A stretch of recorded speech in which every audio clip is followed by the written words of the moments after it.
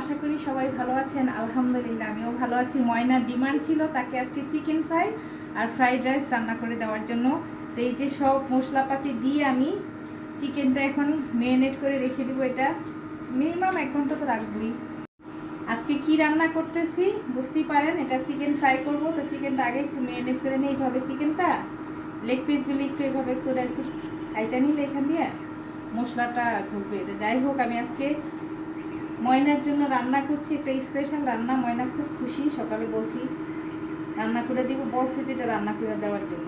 এভাবে কাইটা নিচ্ছি সব মশলা। এই যে দেখেন আদা বাটা করে নিচ্ছি, রসুন বাটা পেস্ট, আদা রসুন এটা সবসময় খাবো। এখানে পেঁয়াজও মিক্সি পেস্ট করে দিলে আর কাটার দরকার নেই। যাই হোক, সব কিছু এখানে পরিমাণ মতো দিয়ে দিব।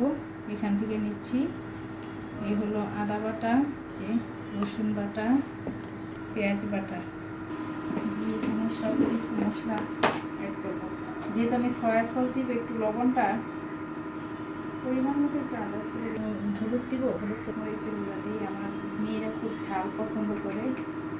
এটা হলো ধনিয়ার গুঁড়া। পরিমাণ মতো একটু সয়া সস দিয়ে দিই এটাতে নিই, তাহলে পরিমাণটা বুঝবো। এই যে 1 চামচ পরিমাণ দিয়ে দিলাম। একদম খুব সুন্দর করে একটা মাখানি দিয়ে এটা রেখে দিব, কারণ ফুল আছে চিকেন ফ্রাই। গ্যাস না হলে ফ্রাই করা যায় না, টেস্ট হবে বারবিকিউ বা ফ্রাইয়ের মধ্যে।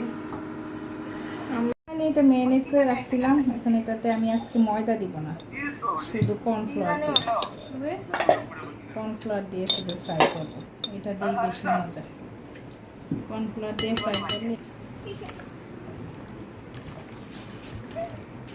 তো ময়দা দিলে বেশি হয়ে যায়। এই যে হালকা ক্রিস্পি থাকলে বেশি ভালো লাগে, বেশি হয়ে গেলে গা উপর দিয়ে ময়দার কোট বা কর্নফ্লাওয়ারের কোট বেশি ভারী হইলে আমার কাছে খাইতে ভালো লাগে না। এই যে এরকম হালকা হইলে এটা খাইতে ভালো লাগে।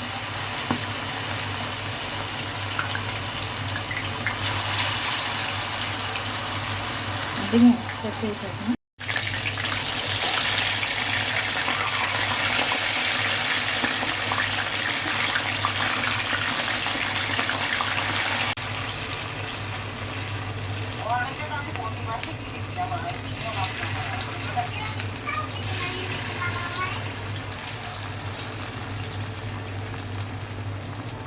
করবো না সবজি